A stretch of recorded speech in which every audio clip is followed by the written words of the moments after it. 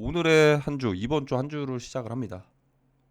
어제 빅쇼트 영상 올리시고 좀 이제 의아하신 분들이 계실 것 같은데, 저는 좀 이제 미래를 좀 보면서 시나리오를 좀 이제 작성을 하면서 지금까지 영상들을 많이 올려왔어요.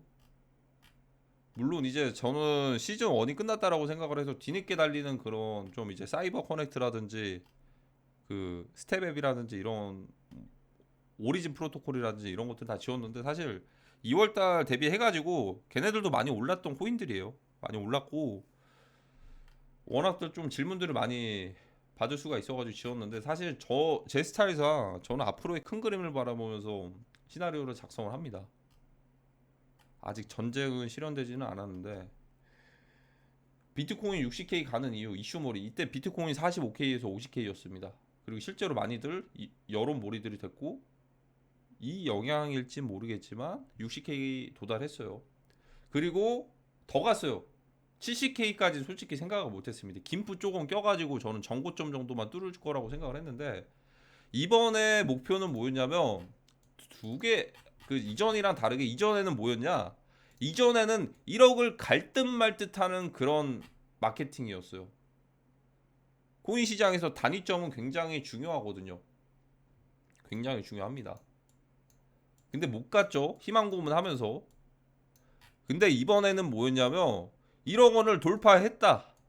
역사적인 정고점을 뚫었다. 그래서 2억, 3억, 5억, 10억 갈 거다. 이겁니다. 미끼다. 이미 1억 목표 실현했으니까 이때부터 계속들 사람들이 매수들 할 것이다. 유튜브에 보시면, 아니면 다른 커뮤니티로 보시면, 일반적으로 그냥 개인 일을 하다가 투자 시장에 관심이 있어가지고 그렇게들 이제 투자를 하시는 분들도 계시고, 보면은 그냥 이유가 없어요. 그냥 1억 돌파했으니까 진짜로 5억, 10억 갈 거를 당장 이번 올해 갈 거라고 생각을 하면서 투자를 하는 분들이 꽤나 많아요. 5년 뒤에 가는데 지금 떨어지면 어떻게 돼요? 그거만큼 최악의 기회비용이 있나? 라는 생각이 듭니다. 자, 그래서 어떤 페이크냐? 홍콩 ETF가 승인은 됐는데 이 구조 자체가 미국 쪽이랑 완전히 다릅니다. 반대고, 완전히 달라서 중국계 자본들이 유입될 가능성이 굉장히 극히 드뭅니다. 시장을 열어줄 수는 있겠는데, 항생지수나 이런 것들도 굉장히 좀 나스닥에 비해서 힘을 받지도 있는 상황, 힘을 받고 있는 상황도 아니고, 홍콩이 지금 뒤로 밀려나고 있어요. 집값부터 해가지고 그 집값들이 고스란히 한국 쪽으로 들어올 거예요. 올라갈 겁니다. 강남 더 비싸집니다. 그냥. 그러니까 밀려나고 있는 곳들에서 그나마 희망적이었던 게 홍콩 머니보다도 그냥 차이나 머니가 자연스럽게 이제 중국계 세력들이 유입이 될 것이다 기대감들이 있을 텐데, 구조 자체가 미국의 현물 ETF랑 전혀 정반대다라는 거, 그것만 말씀드릴게요. 그러면 그냥 유입이 안 된다. 될 가능성이 적다. 그리고 되더라도 굳이 미국계 현물 ETF 승인돼 가지고 이 사람들 미리 사놨는데 이거 설거지 하려고 누가 등 떠밀어서 시키나요? 현물 ETF 된다고 기관들이 무조건 매수합니다 이렇게 하나요? 본인들 선택이죠. 이득이 될 거면 그걸 통해 가지고 수수료 내면서까지 이제 현물 ETF로 거의 대신 투자나 마찬가지죠. 그런 식으로 좀 이제 맡길 것이고, 관리 좀 해달라고. 근데 그게 아니면 그냥 투자를 안 할 수도 있어요. 근데 그 장터를 열어두는 건 자유고, 투자가 무조건 들어온다는 어디에서 나온 뇌피셜들인지 모르겠는데, 그리고 무엇보다도 지금 코인 시장을 아직까지도 지배를 하고 있는 건 중국입니다. 전체 공급량의 50% 이상을 중국계 세력들이 가지고 있다고 해도 이건 과장된 표현이 아니에요.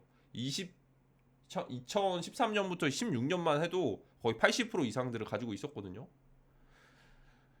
어쨌든 디지털 패권 시대에서 다가오는 시대를 먼저 선점을 하기 위해서 많이들 이제 확보들을 할 텐데, 과연 미국에서 먼저 현물 ETF를 승인을 해가지고 미리 매집한 비트코인만 40만 개, 50만 개가 넘는데 이거 누구 좋으라고 본인들 돈 써가지고서 올려줄까요? 라는 생각이 들어요. 이번에는 오히려 중국이 미국 쪽을 반격할 수도 있어요. 크립토 시장 한정해서. 기존에 그 중국계 그 기업들이 나스닥에다가 상장돼가지고 뭐 재무제표나 이런 것들 뭐 지적하면서 공매도 하기 전에 그런 것들 까내리면서 CNN이나 이런데 보도하고 거의 뭐 10달러짜리가 0.1달러 달고 0.1달러 돼버리고 이런 애들이 수두룩 하거든요. 공격을 받았던 게. 근데 오히려 만약에 지금 중국 세력들이 공격을 할 수 있는 건 중국계 기관들도 사실 레버리지 쓰면서 매수하는 곳들도 있고 굉장히 좀 많거든요. 그리고 이제 스노우볼이라고 한다면 마운트 곡스가 물량들이 풀리기도 전인데 그렇게 덤핑 쇼들이 빅쇼트가 나오면 그거는 기관들 몇 개 날라가기 위해서 그렇게 만드는 겁니다. 특히나 전에 청산이 될 수가 있었던 게 뭐냐면 지금 마이클 셀러 있잖아요. 그나마 버텼던 게 비트코인이 13.5K까지 떨어졌으면 강제로 비트코인 매도하고서 상환을 해야 되는 그런 레버리지가 굉장히 위험한 상황이었습니다. 근데 만약에 똑같이 이 상황들이 재현이 된다면 이거 그냥 그대로 기관 몇 개 날라가고 마이클 셀러가 터지면 아니 마이크로 스트레티지가 터지면 다른 기관들도 날라가는 겁니다. 스노우볼. 반대로 이제 중국 쪽에서 그렇게 공격을 할 수도 있어요. 충분히 공격을 할 수도 있습니다. 이미 한 번 공격을 한 번 공격을 해가지고 성공을 했어요. 어디서요? 창펑자고가 FTT 코인을 대놓고 팔겠대요. 그리고 실제로 팔았어요. 그리고 거기에 레버리지가 엮여 있던 것들이 연쇄적으로 이제 스노우볼이 굴러가면서 FTX 거래소가 파산까지 됐습니다. 충분히 공격할 수 있습니다. 충분히. 기관들 몇 개 날리기 위해서. 그게 마이크로 스트래티지가 될지 모르겠지만 무엇보다 중요한 건 비트코인을 사려고 전환사채 발행한 것도 비트코인을 샀는데 그때 대비해가지고 가격들이 또 떨어졌거든요. 이 이슈 띄우고서 잠깐 올랐다가 여기가 문제가 뭐냐면 지금 그러니까 본인들이 보유하고 있는 현금을 가지고서 매수하는 게 아니고 전환사채 발행해가지고 비트코인을 샀는데 이것 또한 그 모든 것들이 레버리지라는 거예요. 모든 것들이 지금은 비트코인 가격들이 올라 있고 아직 차익 실현을 안 했기 때문에 차익 실현을 안 해서 문제가 될 건 없는데 이렇게 레버리지 끌었다가 파는 것도 중요하다는 거. 정리를 하면 그거 나름대로 스노우볼이 굴러가는 거고 정리를 안 하고 그냥 버티다가 강제 청산이 될 수도 있다. 근데 지금은 그것까지는 너무 먼 이야기고 지금은 뭐 3만 달러 초반대도 아니니까 3만 달러 초반대면 충분히 연쇄적인 청산까지도 그렇게 노려볼 수가 있습니다. 그거를 대비를 한 것인지 경영진들이 마이크로 스트레티지 주식들을 고점에 팔고 있어요. 여기 회사가 이 회사 돈으로 산 거는 본인들 이득이랑 전혀 상관이 없거든요. 뭐 인센티브나 이런 것들이 떨어질 수 있겠는데 성과 대비해가지고 전혀 상관이 없습니다. 그래서 마이클 셀러부터 시작해서 내부 경영진들이 거의 몇백억 원어치를 계속해서 주식을 매도를 했고 마이크로 스트레티지는 기간 대비해가지고 지금 고점 대비 굉장히 많이 떨어졌어요. 40%, 50%, 60% 넘게. 이들은 무슨 생각일까요?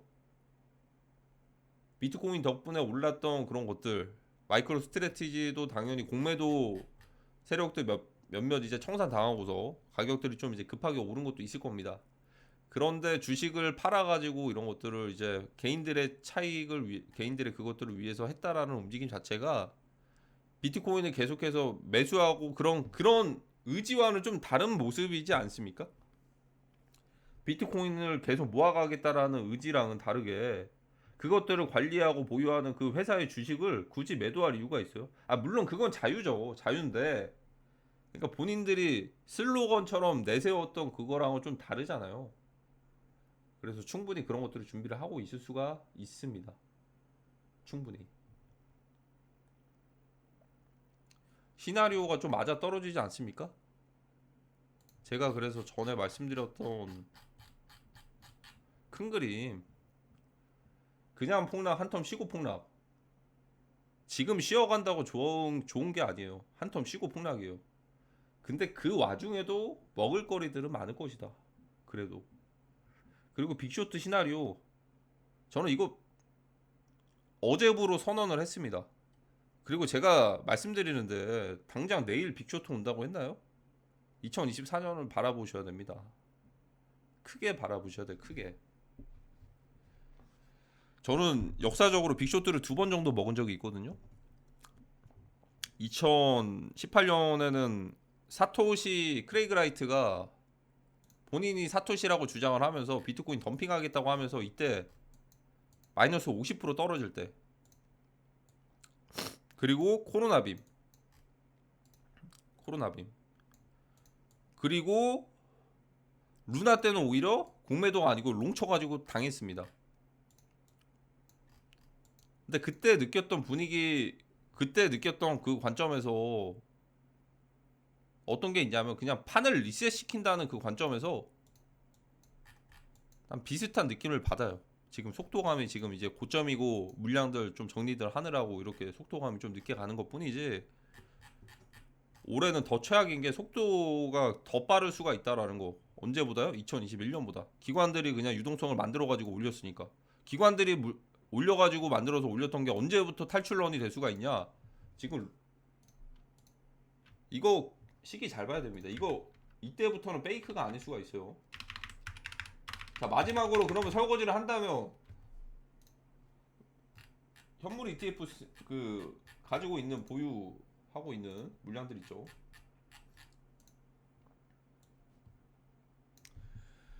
자, 블랙록, IBTC, FBTC, 피델리티, 아크 인베스트, 비트와이즈 막 이런 식으로 이제 미국계 현물 ETF 승인된 그 기관들이 보유하고 있는 비트코인 물량들 있죠.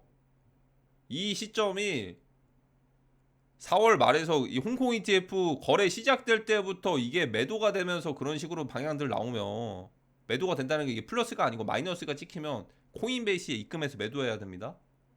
이런 탈출 런이 나오는지를 좀 지켜봐야 됩니다. 제가 전에 말씀드렸던 것처럼 올라갈 때 유동성이 어디서 나왔다? 여기에서 나왔다. 몇십 조가. 내려갈 때 고스란히 이게 악재가 될 수 있는 게, 어느 순간에 유입들이 멈추면 이것들은 어느 순간에 세력들이 매도들 하겠죠. 이거 락업 걸려 있는 게 아니에요. 사놓고서 기간들이 정해져 있는 게 아닙니다. 본인들 원하면 지금 당장이라도 팔 수가 있어요. 당장이라도. 근데 당장 안 파는 이유? 공매도를 덜 모았거나 개미들 더 태워가지고 한 번 애들 이렇게 탈출하려고 할 수도 있고. 그래서 이게 극단적으로 마이너스 막 2만 개, 1만 개씩 이렇게 찍히면 그때부터가 시작이다라는 거. 최악의 상황이죠.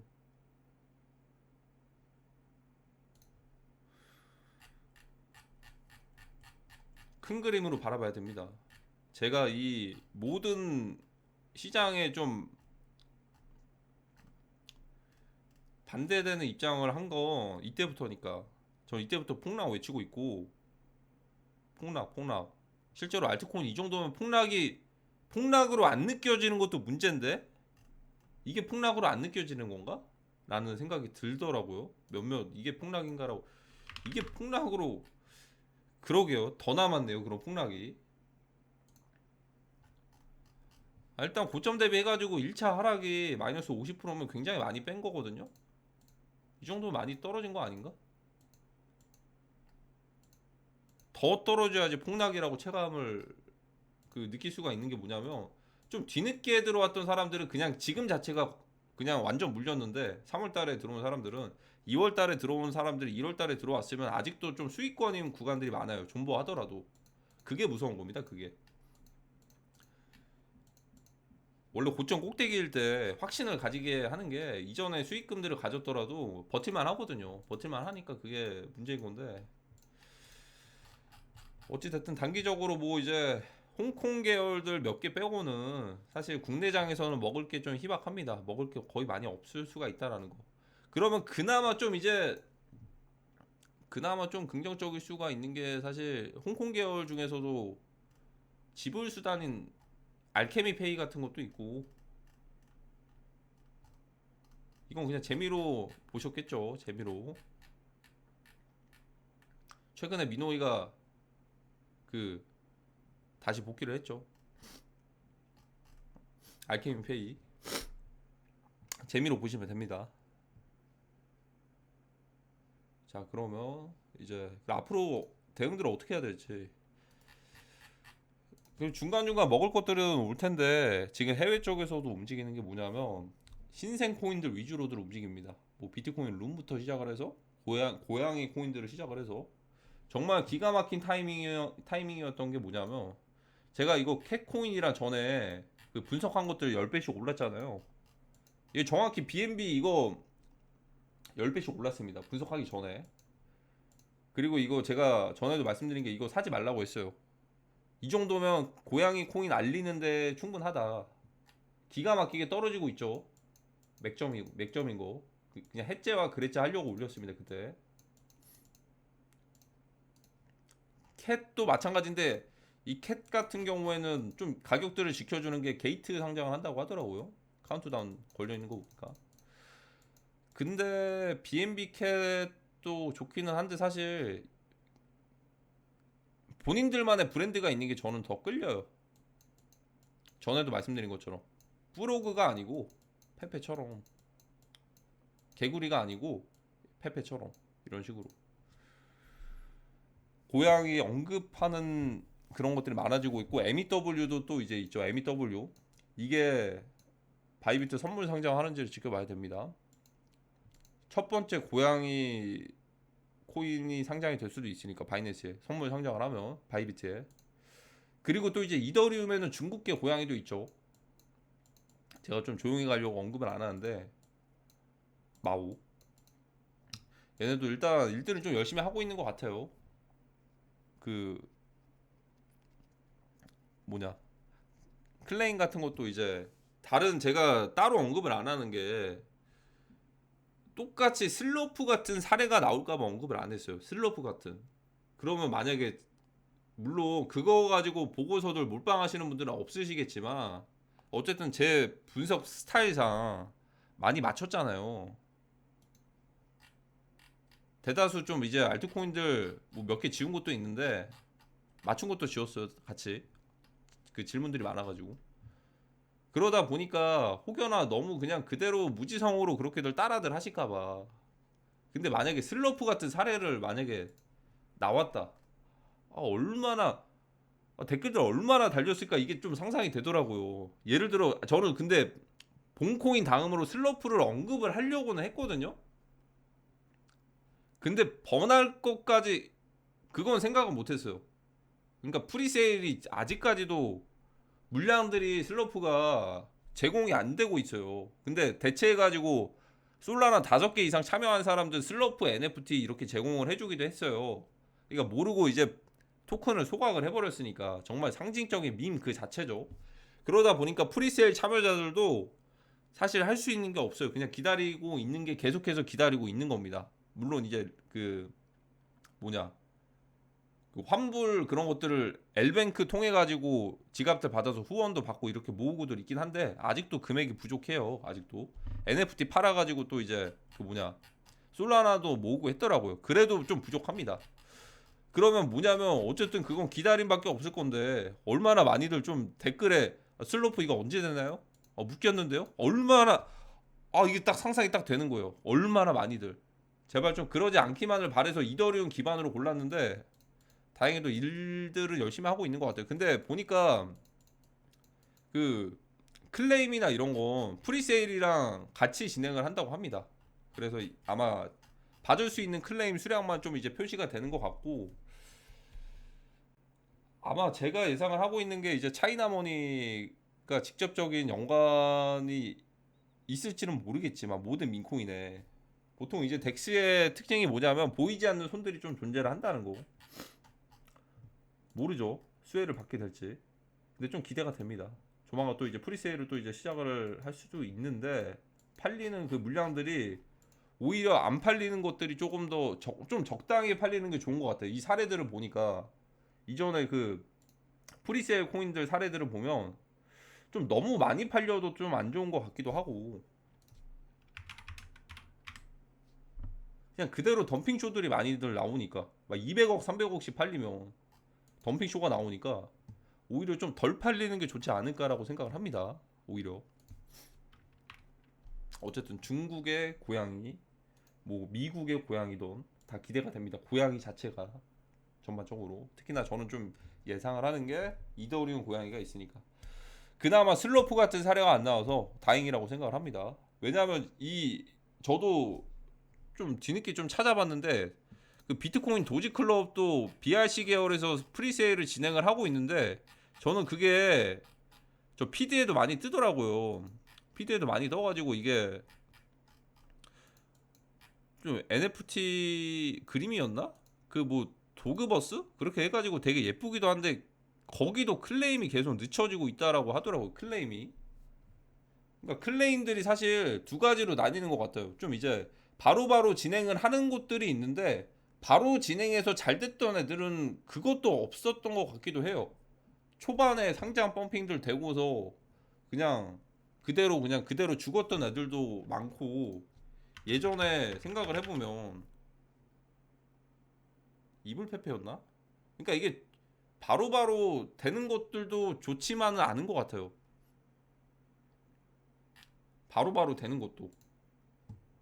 그러니까 이게 시기도 좀 잘 맞아야 되는 것 같기도 하고 얘네가 딱 됐을 때가 그 민코인을 엄청 하락하던 시기였거든요. 그러니까 완전히 손을 놔버린 것 같아요, 그냥. 그러니까 이게 시기도 좀 적절하게 잘 맞아야 되고 사실 뭐 이불페페나 막 이런 것들도 보면은 그냥 페페 아류작이잖아요. 페페 아류작. 이 페페 네임들을 끄집어와가지고 얘네만의 브랜드가 아니잖아요. 브랜드가 아니다 보니까 좀 그런 영향도 있지 않을까라고 생각이 들기도 하고 좀 이제 하락장을 맞이해가지고 의지들이 좀 꺾였다. 그냥 개발진들도 마찬가지고 업데이트도 안 하고 그런 것들을 보면은 시기도 좀 잘 맞는 게 중요한 것 같습니다. 근데 어쨌든 올해는 고양이의 시대라고 저는 생각을 하니까. 그리고 또 이제 신생 코인이 또 이제 다른 것도 있어요. 또 이제 좀 이건 좀 독특하더라고요. 폭시? 얘는 좀 독특한 게 리니아 맞나요? 리니아 네트워크? 여기서 최초로 발행한 민코인인데 상장 속도가 굉장히 미쳤다. 상장 속도가. OKX 게이트 바이비트 쿠코인 이렇게 한 번에 동시에 뚫었던 코인들 거의 보기 드문 것 같아요. 페페 보는 것 같은 느낌도 들기도 하고 어쨌든 지금 먹을거리는 신규 애들이 굉장히 많겠죠. 신규 애들 혹시 좀 기대가 됩니다. 시총 700억짜리가 이렇게 빠르게들 상장들을 했는데 전체 풀리는 물량이 2천억이다? 2,300, 400억치다? 그럼 초창기에 고점 형성에 좀 유리하지 않을까? 지금 같은 시장에서 굳이 업비트에 그 고이고 고인 코인들 많은 애들 올릴 바에 저렇게 신생 애들이 포지션이 좋다. 그러니까 민코인이나 이런 애들이 조금 더 주목을 받을 수밖에 없는 게 어떻게 보면 시체들이 좀 적으니까 지금 같은 상황에서는 단기적으로. 자 어쨌든 저는 코인판 빅쇼트를 선언을 하겠습니다. 꺾이지 않았습니다. 다만 그게 지금이 아닐 뿐이지 크게 보셔야 됩니다. 마지막으로 말씀드릴 게 이제 터키의 비트코인 있죠. 리라와 터키 화폐 붕괴됐다고도 많이들 하죠.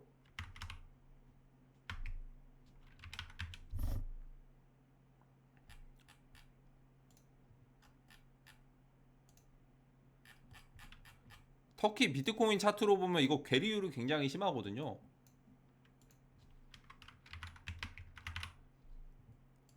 터키 화폐 괴리율 심하죠. 방금 달러 차트만 보더라도 21년도 고점 대비 여기까지 갔는데 얘는 이렇게 많이 올라갔잖아요. 이게 거품입니다. 거품. 화폐 가치가 붕괴가 돼버려가지고 똑같은 상황이 원화에서도 나올 수가 있다.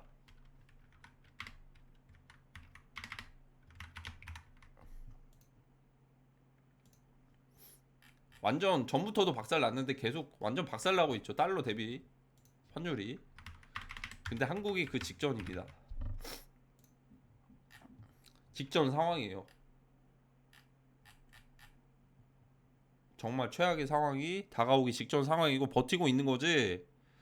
이 스노우볼이 발생을 했을 때 한국판 리먼 브라더스가 전체적인 코인 시장에 영향을 미칠 수가 있는 것이고 그 연결이 되는 게 뭐 세력들도 이 가상자산 이제 법이나 이런 것들 때문에 떠나버려서 유동성 출구의 장치들이 될 것이고, 과세 같은 것들도 유예까지 안 돼버리면 삼박자가 딱 맞아 떨어지는 거죠. 이 모든 것들이 사실 단순히 하나의 그냥 그것들로만 발생을 하는 게 아니고, 지금 모든 초점이 제가 바라봤을 때는 빅쇼트에 가까워지고 있다라는 겁니다.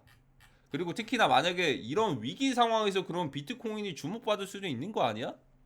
예를 들어 화폐 가치가 붕괴가 되니까 사람들이 비트코인을 사려는 움직임으로 화폐를 바꿀 수도 있는 거 아니야라고 정말 긍정적으로 생각하면 그렇게 바라볼 수도 있을 것 같지만, 그게 지표들을 봤을 때 그냥 매수한 사람들이 너무나도 많으니까, 만약에 국내장이 타겟인데 국내 투자자들이 매수한 사람들이 너무나도 많다라는 건 그렇게 안 갈 가능성이 높습니다.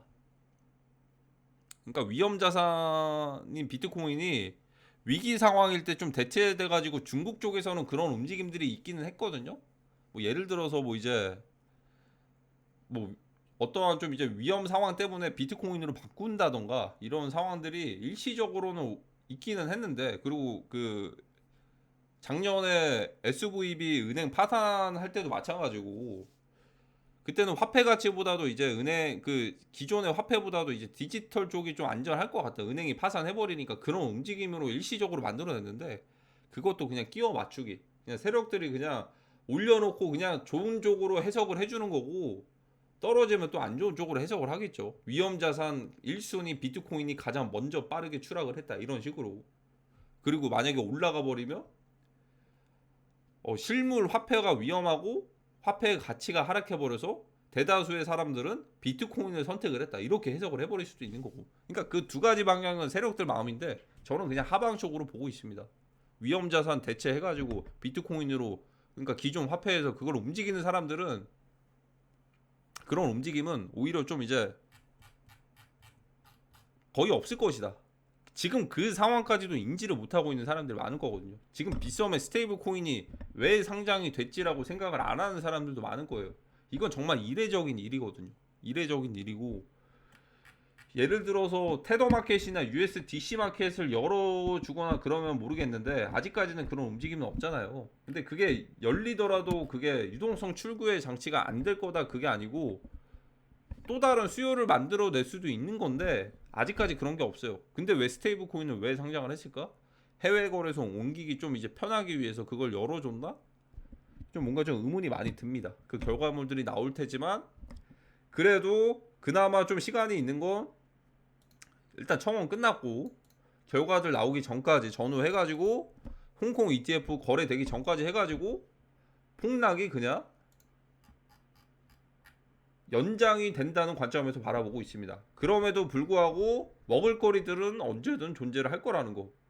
뭐 포가이도 이렇게들 고점 시체들을 탈출을 해줬죠. 포가이뿐만이 아니고 기회는 기다리면 온다는 거. 근데 저는 다음 기회가 고양이라고 생각을 하네요.